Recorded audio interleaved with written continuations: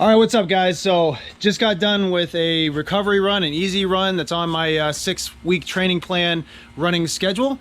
You remember, like I said before, you got to make sure you're only training hard for, maybe 1-2 days out of the week tops. The rest of your runs should be aerobic, easy breathing, very slow, nice, easy training, okay? So like I said, I just got done with my run and I wanted to show you guys what my stretching, my static stretching, deliberate stretching routine looks like, and show you how easy it is. You can do it anywhere. It doesn't take a lot of time, but these are these stretches that you absolutely should be doing to encourage proper recovery for running and to limit your injury as you're going through your training progress. Again, I'm just here in my backyard. All right, so anybody can do this. Doesn't really matter where you are. I just kind of picked a spot out here on my deck. Now I'm gonna go through all these stretches, and every stretch should be done for at least 30 seconds, and your goal is to get up to a minute, okay? Obviously, it's gonna depend on how much time you have, but remember, you wanna try to aim for a minute, but at least get 30 seconds in for each one of these stretches, okay? All right, so I'm gonna hand the camera off to my camera person so that I can actually do these stretches to show you how they're done and actually walk you through the process, all right? Before I forget, always make sure that as soon as you're done with your run, you need to start rehydrating yourself. And I like to use my BCAAs before and after a run. So these are, again, the BCAAs that I normally use. I'll drop a link down below so you guys can check it out. But make sure you're doing that before you even start your stretching. I mean, you can see how hot it is out here. Look, I just came out here and I'm just dripping sweat. And I only ran like 4 miles for like 36 minutes, so. All right, first stretch you're gonna wanna do is your basic hamstring stretch. All right, so feet are gonna be together. You're gonna come down at a 90-degree angle, keep your knees mostly locked out, not all the way locked out, but mostly locked out. And you're gonna try to reach down as far as you can. All right, you wanna try to suck in your gut while you're doing this to keep a nice tight core. And the focus should be right here on your hamstrings and a little bit into your calves. That's what should be feeling it here, okay? 30 seconds to a minute. All right, next, after that hamstring stretch, you're gonna open up your legs to about shoulder width apart. And do the same thing. Reach all the way down, keeping a nice tight core, head up, stretching down the middle. 30 seconds to a minute.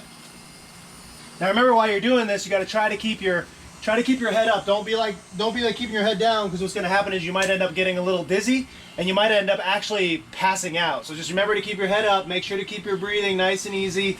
You know, it's not worth a trip to dental sick call.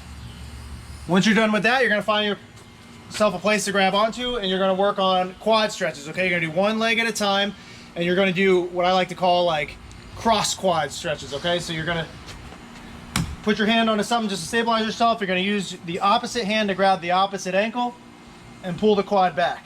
All right, now the trick is here to keep a nice straight back, keep your head up, and you should be pulling your knee past your other leg. And you'll feel a nice deep stretch in your quad. And this should be 30 seconds to a minute each leg. I'll skip the other leg. You see, you get that crossover, which kind of gets you a deeper stretch in the quads, and make sure that you get a little bit in on the where your crotch muscles are as well. And pull it nice and deep. Once you're done with that, you're going to use the same area, whatever you were holding on to. You're going to put both your hands on it. Maybe you're using a pole, whatever, but just grab onto something. And you'll push out with one of your legs at a time. Keep your knees locked out. This one's more for stability. Doesn't really matter how much this leg is too much, but you want to push back on the back leg and get a nice deep stretch in the calves. All right, that's what we're working on this one. It doesn't look like you're doing much, but if you go and try it out, you'll feel it. It really does get your calves really well.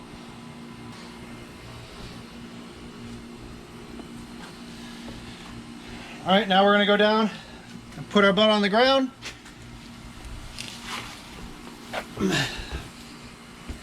And we're gonna hit a hamstring stretch that way. We're gonna re-engage the hamstrings and get a seated hamstring stretch.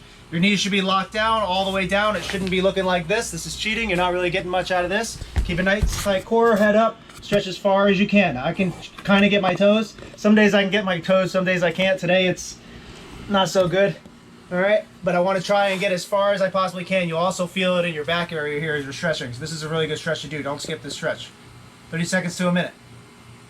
All right, once you're done with that one, you go back out, shoulder width apart. You're gonna feel it in your hip flexors here and in your glutes. and in your hamstrings, and you're gonna reach for your toes. Don't reach towards the center so much. You've already stretched out the hamstrings pretty good at this point. So you wanna reach out to the toes and really stretch out those hip flexors. Keep your knees locked in. And now at this point I can reach my toes. Now, a lot of that comes because I've already started warming up and lengthening my muscles as I started out the stretching process. This is the 4th hamstring stretch I've done so far, so I'm nice and stretched out at this point. I'm pretty loose and limber, and I'm getting a nice good stretch in at this point.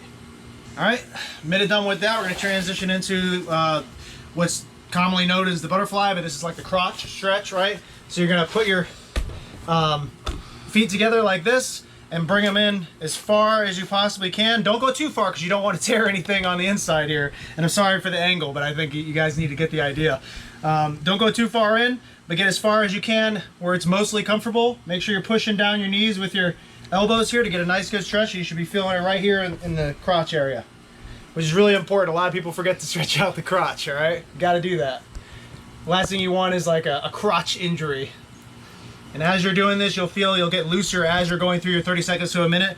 It's okay, just keep pulling them in as you're stretching and get as deep as you possibly can without hurting yourself. So now we're going to transition into more of a lower back stretch. And it's gonna look like this. You're gonna put one leg over the other, put your foot on the other side of the other knee, twist over to the other side and use your elbow for leverage to pull across the other knee.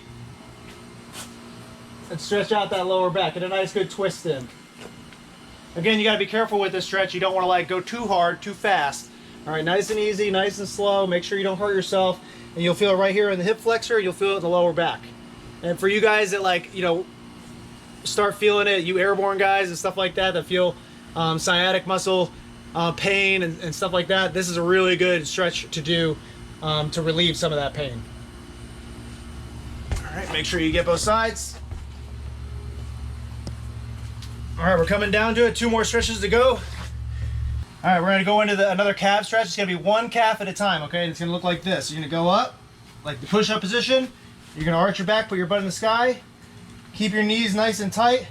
Grab one foot and put it on the ankle of your other foot and kind of push down and really stretch out that 1 calf. Make sure you keep your head up.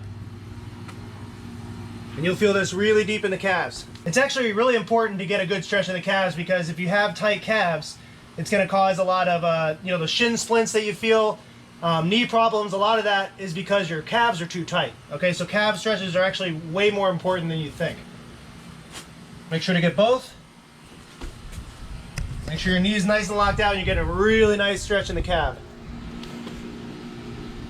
All right, last stretch. We're going to transition into our last stretch and it's going to look like this. Now, remember, I'm always saying if you want to be a good runner or really just a good athlete in general, you have to have a good core, right?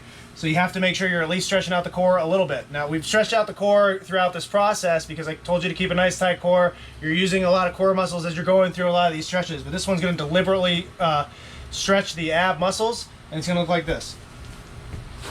Keep your shoelaces down on the ground. Toes are going to be pointed outwards. Heels are going to be close together. And you're going to pull your abs up while looking at the sky. And this really gets a good ab stretch. You want to tighten your glutes in the back. Arch your back as much as you can. Get a nice stretch in the lower back. And really pull those abs out. All right, once you're done, make sure you get up nice and slow. And you're done. You've done your deliberate static stretching for recovery after you've done your run. So remember guys, this stuff's really important. You're not gonna get the right amount of recovery if you're not stretching, and you're really gonna be seeing more injury if you're not lengthening those muscles appropriately like you should.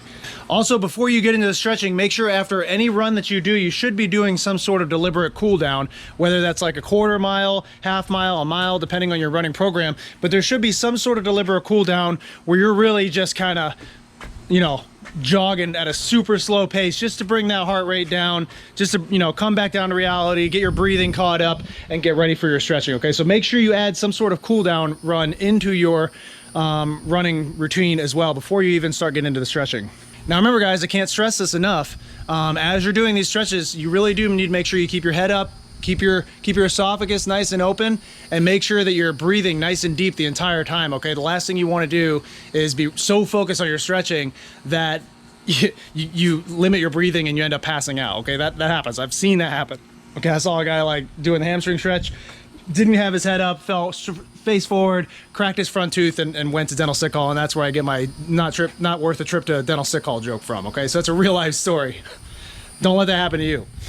Now, I didn't really get into it on this video. Honestly, this was kind of a off-the-cuff video that I wanted to make for you guys real quick, but I've mentioned it before in other videos. You also need to make sure you get in active stretching before you run, okay? Now, that's gonna look a lot different than that static stretching. You don't wanna do static stretching before your run, okay? Because at that point, you've loosened your muscles so much that they're gonna be a little too loose and not primed enough before you actually start your run, which is actually going to limit your capability of running, okay? It's not really going to like cause any type of injury, but it's not going to make you as efficient as you conduct your running exercise. Static stretching, you're doing 30 seconds to a minute of holds. With active stretching, it's different. You're going to work on the same muscles, but it's going to be more like rep based, okay? If you're going to do hamstring static stretching, it will be the hamstring stretch, but it's going to look more like this. I'm holding the camera, so bear with me.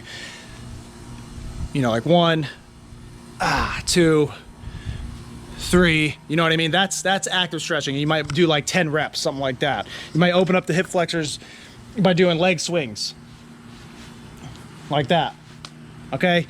Either way, I'll do a active stretching video for you guys. If you want, let me know in the comments, just to let you know what you should be doing before you start your run so that you get the most out of it, okay? So again, with this stretching routine, these are the exercises that you absolutely should be doing in order to limit injury and enhance your recovery, all right? You don't really realize there's so much benefit that you get out of stretching. If you're not doing stretching, then you're just doing yourself a huge disservice when you're talking about progress, flexibility, and really getting the most potential out of your fitness routine, no matter what you're doing. It doesn't matter if you're running, lifting, all that stuff. You gotta be stretching, man. It's super important. So start taking the time to stretch. If I can do it, you can do it. All right, if you guys like this kind of thing, I talk about all things fitness, military career enhancement, military schools, motivation, all that kind of stuff. Make sure to like and subscribe, tell your friends. Be on the lookout for that active stretching video. I'll make sure to get that out to you guys soon. Besides that, I got nothing else for you. I'll see you on the next one.